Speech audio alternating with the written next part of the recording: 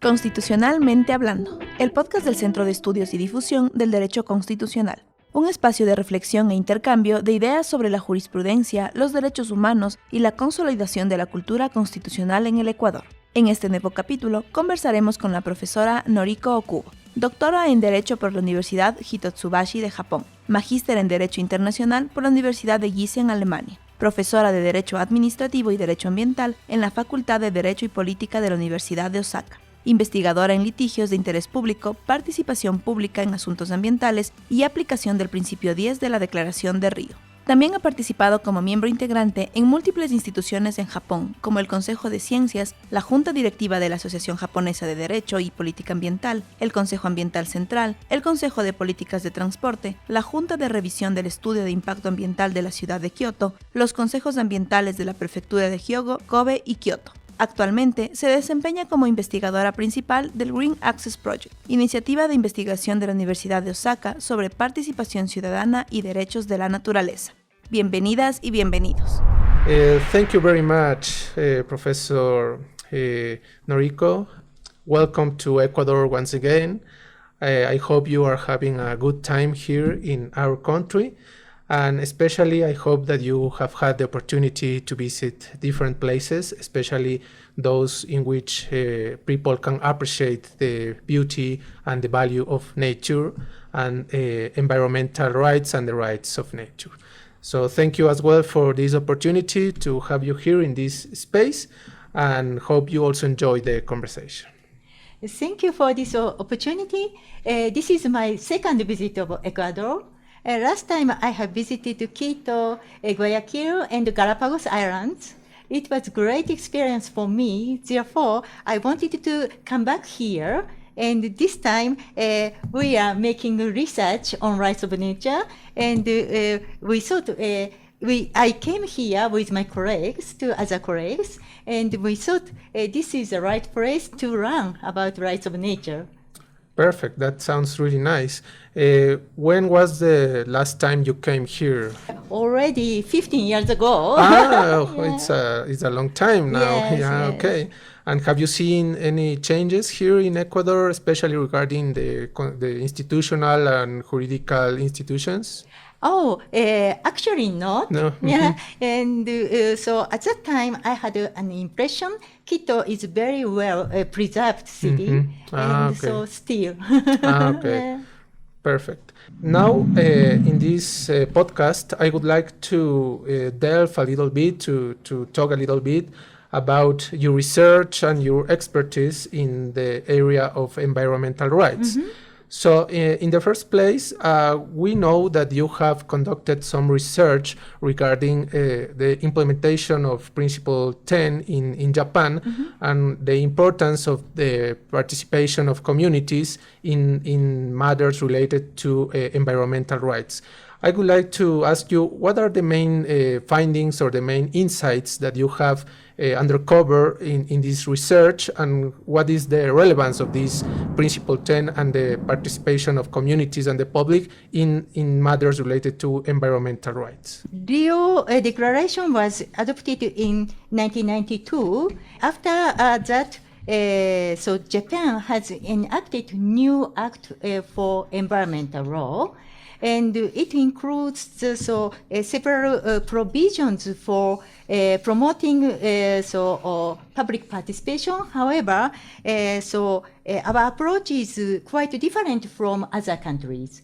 It means Japanese government is very, very interested in involving the public in implementation of the law. Environmental education.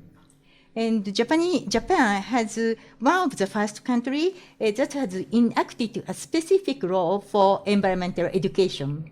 And capacity building is, of course, very important. However, it is mainly a voluntary-based approach. In other countries, we have found, rights-based approach is very, very spread. And in Japan, it is quite weak to promote rights-based approach. And therefore, we have decided to make a comparative study not only in Japan, but also in Asia and in European countries. Mm-hmm. I see. So your focus obviously has been primarily in Japan, but then afterwards you decided, you and your team, to expand the research towards Asia in general and Europe. But nowadays you're also considering the Latin American context, right? Correct? Yes, exactly. So now your focus in Latin America has also been in particular Ecuador for some reason, or in general different Latin American countries? Yeah.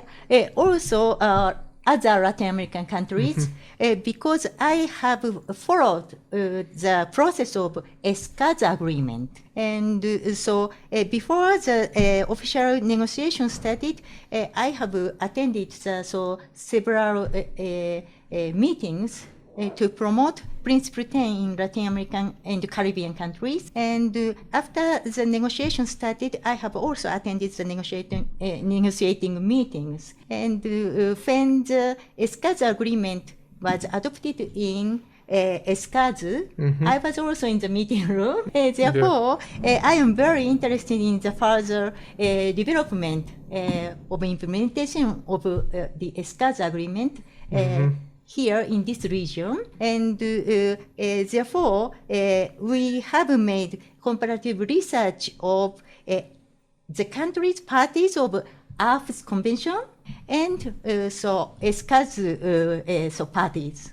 And however, we have two purposes. One purpose is how to promote Principle 10, but other purpose, Principle 10 is contributing to promoting right to healthy environment and right to other rights concerning environment. One of them is rights of nature, and regarding rights of nature, of course, Ecuador is has taken initiatives all over the world, and so we would like to learn here about the development of rights of nature. Very interesting, I see. Which is the state or advance of this project, of this research project? You are just in the middle of the research part, or you have already advanced to some further phase in this research, and you have already come to some conclusions, or you are just in the fieldwork part or analyzing the different circumstances in different countries? In which state of is your research currently right now? So regarding Principle 10, we have been conducting the research already last 10 years, and we call it Green Access Project, 3 access rights. And insofar, we have made several conclusions about Principle 10. However, the research on rights of nature has started 2 years ago. And we have got the grant from Japanese government, Ministry of Education. And however, due to COVID-19, we couldn't make a site visit for 2 years. I see. Yeah, of course.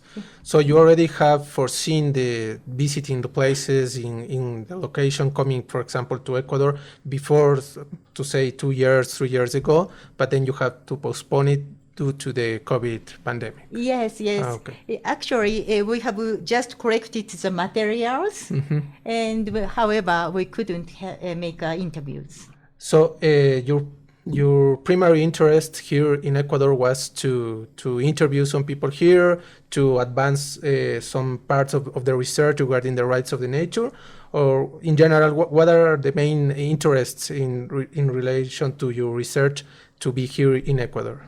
Rights of nature, of course. Yeah. Ecuador is the first country that recognizes the rights of nature, and the constitution includes also several other provisions about the environment and also collective rights of indigenous people and so on.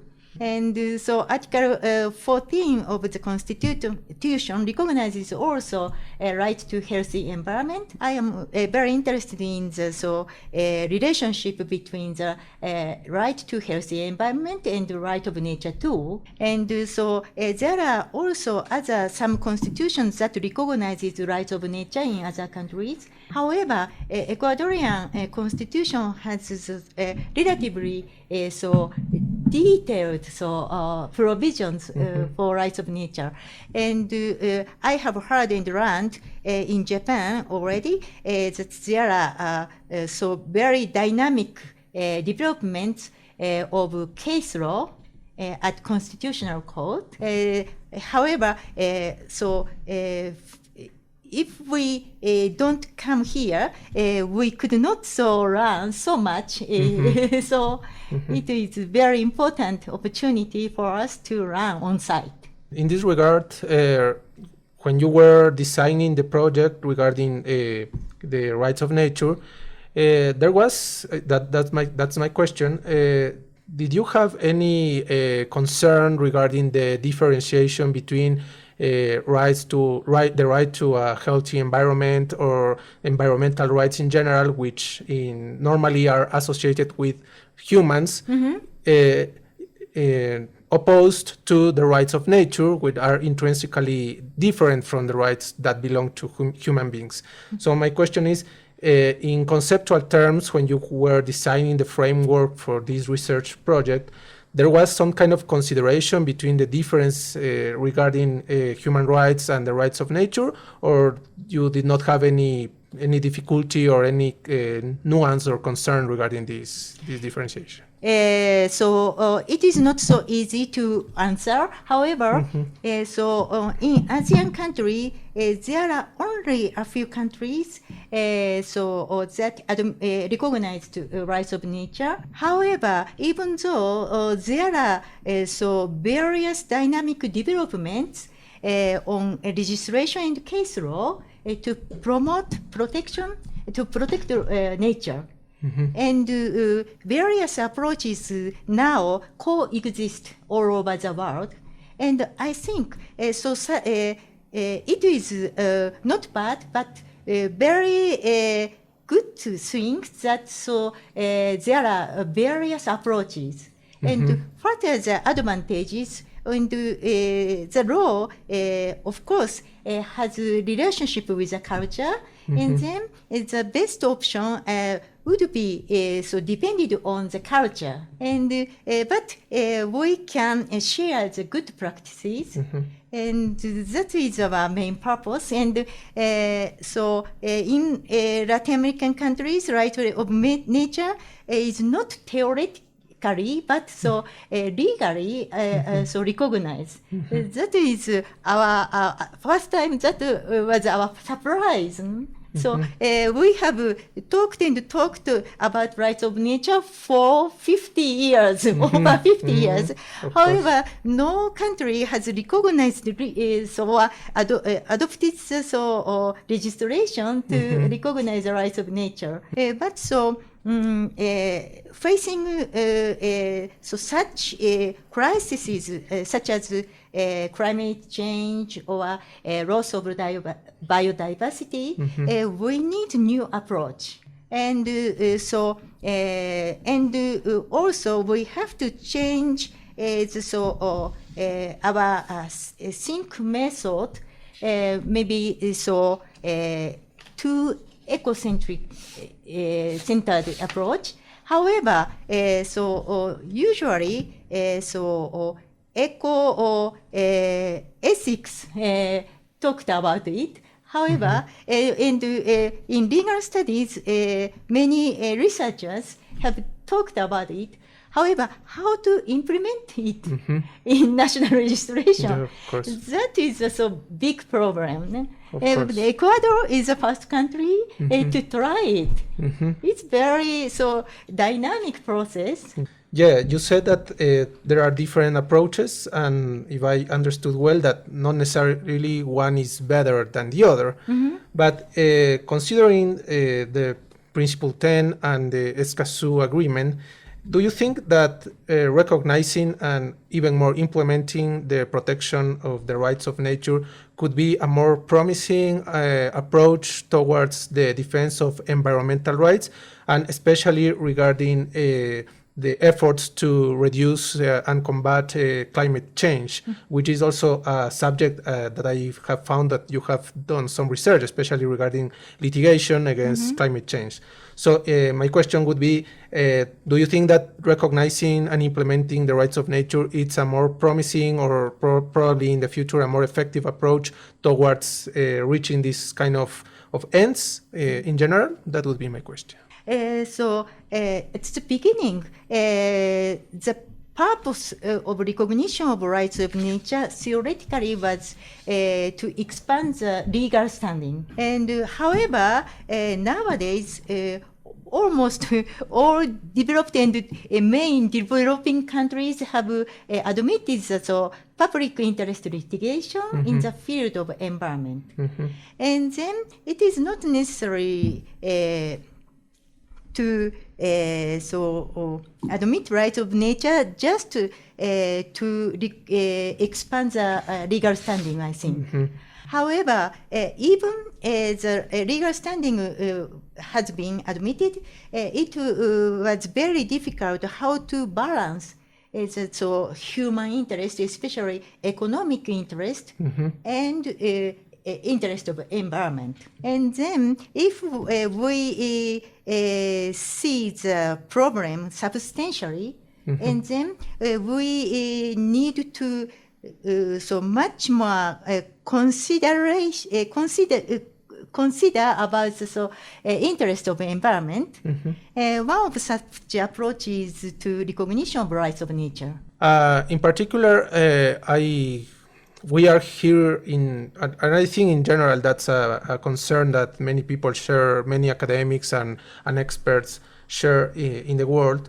The way in which the interests of a nation or a community in general or a society to develop or to have a better situation for the people. And in this context, many politicians or policymakers say, okay, we are concerned about the nature, we are concerned about the environment, but we also are concerned about our people, which in many cases are poor or are not, their needs are not sufficiently satisfied.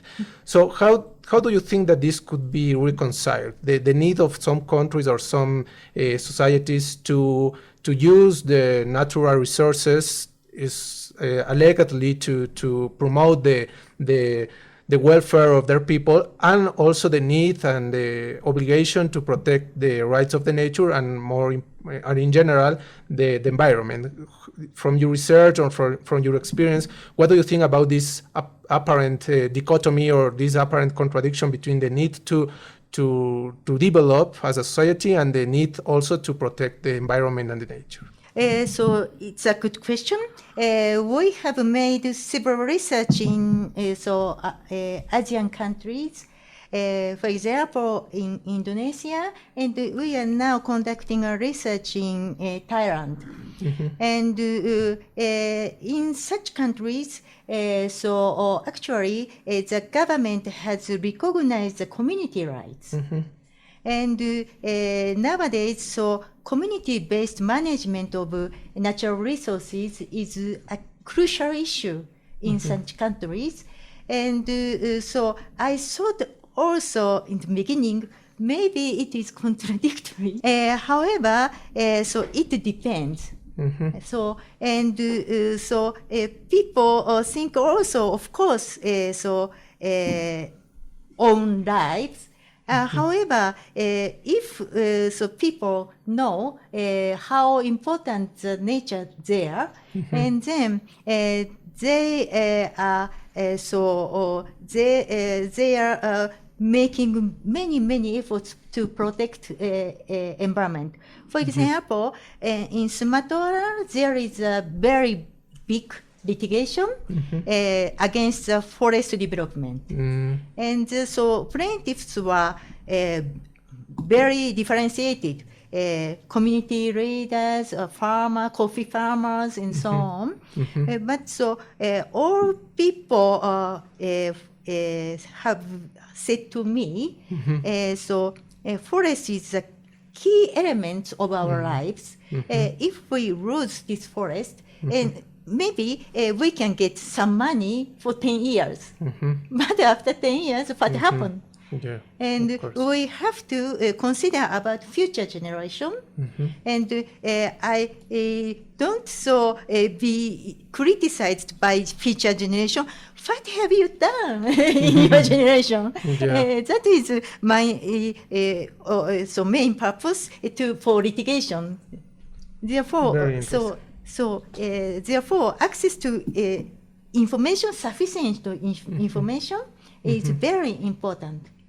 What are the advantages? But on the other side, what are the negative impact of the project, for example? Of course, yes, very, very interesting. It's a lot of a matter of giving enough information to understand the consequences and the effects of some intervention in the nature. And also the consequences and effects that this can have in worsening the situation of the climate change currently in the world. And regarding this topic of climate change in general, and more specifically in climate change litigation, one of the concerns also here in countries like Ecuador or Latin American countries is that the idea that, okay, we are concerned about climate change, but as in the example that I gave before, some people say, okay, but the main responsibility for this are from the developed countries. So they could develop using the natural resources and promoting or causing this kind of situation in which climate change has emerged. So it's like, okay, we now want to do that, but these countries are saying, okay, don't do that because you are damaging the environment. But then in some way, these countries say, okay, but how can we develop as you did, and you also did this kind of damage to the environment, and now you are saying us not to do that. How do you think this kind of situation could be balanced? I mean, the sense that, okay, these countries also have the right to have better situation for their people, but also there is a very concerning situation around the world with this climate change, which is evident, and we here in Ecuador, for example, can see the consequences in our mountains. We see that some mountains that before had some amount of snow, now they are losing that snow. So what do you think should be the idea or the argument or the answer to this kind of concerns? Yeah, so partially I agree with such arguments. However, we have common problem, but differentiated responsibility. It's clear based on climate change convention. However, the meaning has changed. So comparison to 1992. At that time, the most responsible country were developed country. But nowadays, it's so differentiated. Some developing countries have also emitted CO2s. Therefore, we have to make clear what are the contributions of each country. And however, I don't say developed countries have same responsibility as developing country, of course. Now focusing a little bit more in the Ecuadorian case, we know that you have already had a chance to analyze a bit the case law of the Constitutional Court. We also had a conversation about it last Friday. In general, the idea is that in the Constitution, the Ecuadorian Constitution, the rights of the nature are explicitly recognized. and then the court has issued several decisions in which it has specified how these rights should be implemented in certain cases. In general, what is your opinion or your perspective about the way in which the court has implemented these rights of the nature as they are stated in the Constitution? How is your evaluation from a research perspective of the work of the court regarding the implementation of these rights of nature in practice? Yeah, so I think the process is very exciting because your constitution has a provision. The provision of your constitution is very, very holistic. But how to implement it? It was my question. And in order to promote a holistic approach, we need so many concrete cases. It is not so effective to argue only abstractly. And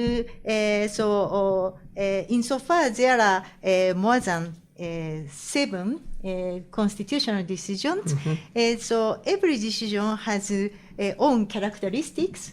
To promote forest or to recognize animal rights and so on. And the process is dynamic and in the process. And from each decision, we can learn how to implement it.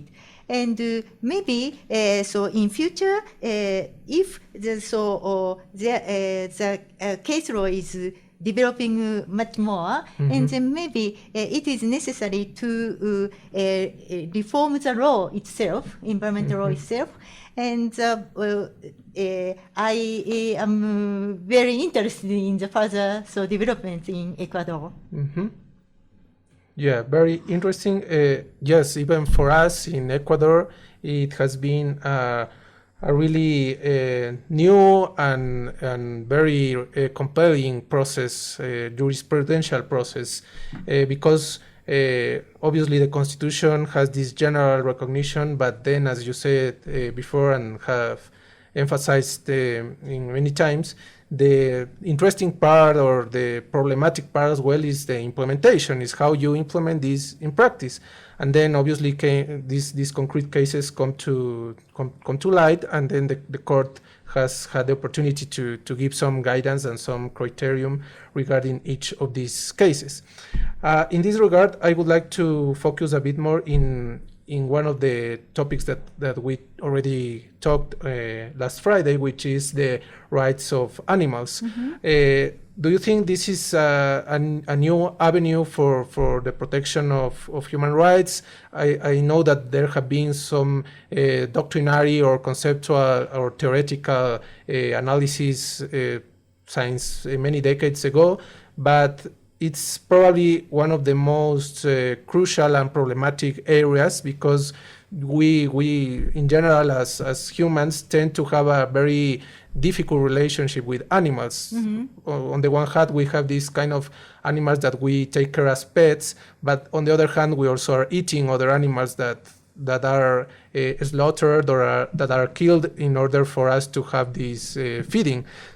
And then you have many other examples, but probably it's a bit more difficult in this case. What do you think is the future, or how do you foresee this relationship between the humans and animals will develop in the following years?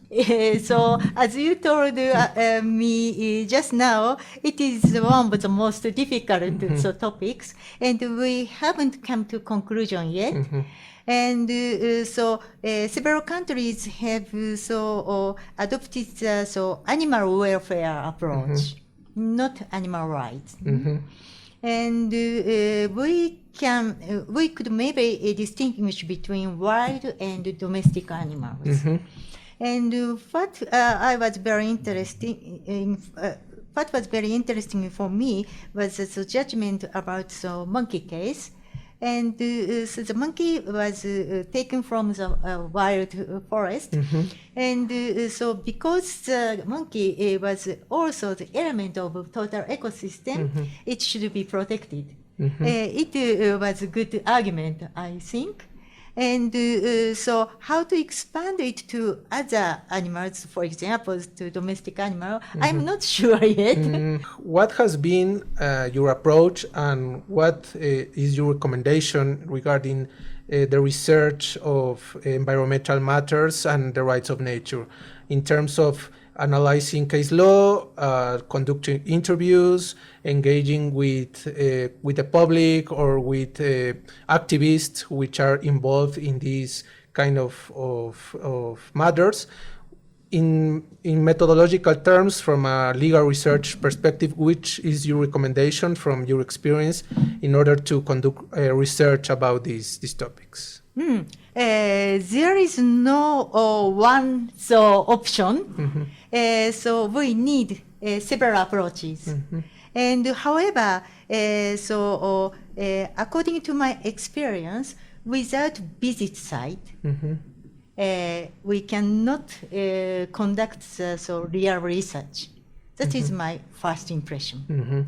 But just site visit is not enough, of course. We need to make comparative studies of case law and legal system, and also legal culture. And so our team consists of not only lawyers, but also of environmental economists there, and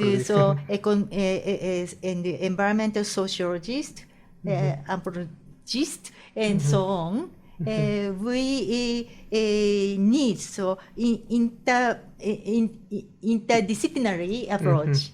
Perfect. In this context, do you think that it is important to visit places, obviously, and interview or have conversations either with public officials or high public officials like judges or administrative authorities, as well as low-level practitioners or, for example, activists or members of the communities? Do you think that both things are necessary for an adequate research? Yes, indeed. It is very important to hear from the both sides. We have made many such interviews in various countries, and so one-sided interview is not enough. It's not totally not enough. Yeah. And from your experience, what has been more difficult, or which have been the challenges that you have faced trying to get into interviewing people from communities and from public officials? Have you find some problems or difficulties in accessing these people, and in which cases you have found more problems or more obstacles? Yeah, it depends. But in some countries, it is very important to have a personal network. And so here in Ecuador, you have responded us very quickly. It was very kind of you. But in some countries, we have never received response. And but regarding the community, and then we will contact either researchers or university professors on site, or NGOs, environmental NGOs. They know very well about communities, and we should respect the culture of communities. And just make interviews there and then go anywhere, that is not good. Further, it is very important to discuss interactively, and then we can learn each other, even on community level. And at the community level, sometimes we can learn much more at the national level. You know? And for example, in North Thailand, we have made several interviews, and then in the North Thailand there is a huge international river Mekong, and how to manage Mekong, it's a big problem, and it is very difficult to discuss with local people about it. However, they have local knowledge how to live with fish. And then, what is a sustainable way to live with fish? Not to take so much, and they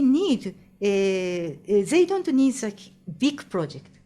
And there is a very small manual how to require the government very small financial amount for such infrastructure. Such infrastructure is not a big project like hydropower plants, but it's a very small one. But it's very important for local people to improve their lives. Such things, it is very difficult to run at the national level. Very interesting. Yeah, it's a very interesting finding that you have come to look up. This is my final question. Currently, it is like a very popular topic, this idea of evidence-based policy making, and that entails at least a close collaboration between scientists or experts and government officials or policymakers. What are the challenges that you see in the area of policy making regarding environmental rights and the rights of nature from the perspective of this approach of evidence-based, or using the findings from research or what science says regarding these topics? Regarding jurisprudence, and then it is a clear phenomenon to establish the specialized environmental code all over the world. But I think that is not only way. And so, for example, in Indonesia, there is no specialized environmental code, but educated judge only for environmental law. There is a certification for that. Very interesting. Or some countries have adopted the approach to nominate a specialist for a specific case. And actually, in Japan, there is no specialized environmental code, but we have a specialized environmental coordination committee. Okay, I see. And then, the government can nominate. That is independent administrative agency, and then it use also various scientists to solve the problem. Okay, I see.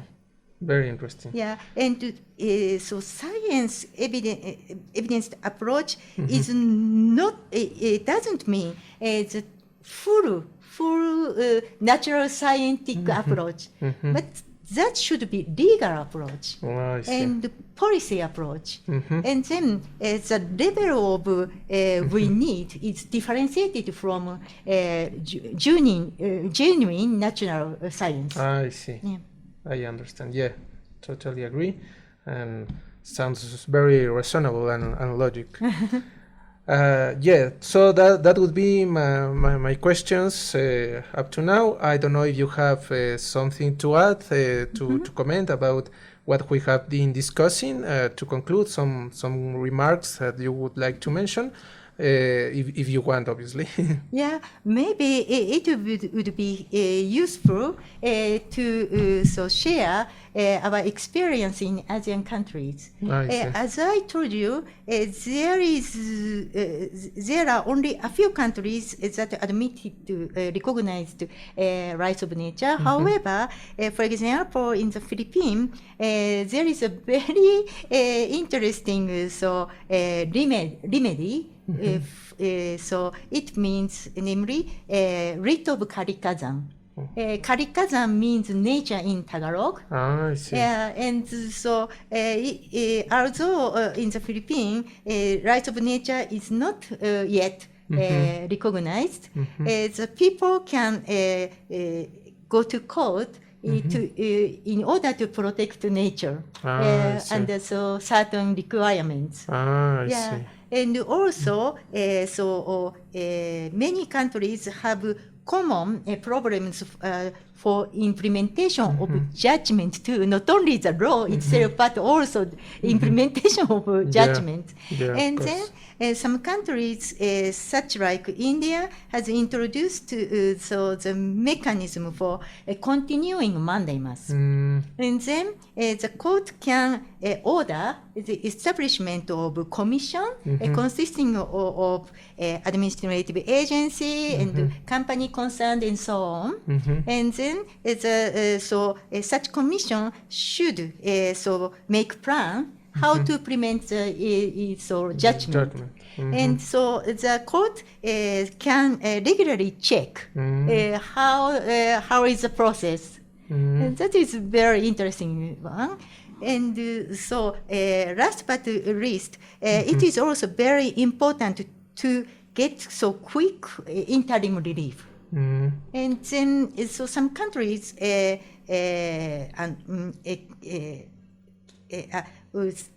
for example, the Philippines has adopted the special procedure for environmental cases. And according to this rule, the court can give the TPO a tentative protection order without oral process. I see. Yes. That's actually very interesting, because one of the main challenges precisely of our court, of the Constitutional Court, is enforcing the judgments. And probably in that area is in which we have found more problems, not only regarding the rights of nature, but in general. So this kind of experiences from other countries can be really illuminating for us, and can really be helpful to find ways to try to enforce judgments in a more effective and appropriate way. So it's very, very interesting for us, these experiences. So that would be all for today. Thank you very much once again for coming here and for participating in this interview and in this project. And I want to reiterate that you are always welcome to Ecuador and to conduct research, because it also will help us to understand the differences across different countries and how to better implement the rights of nature in practice. Thank you very much. Muchas gracias.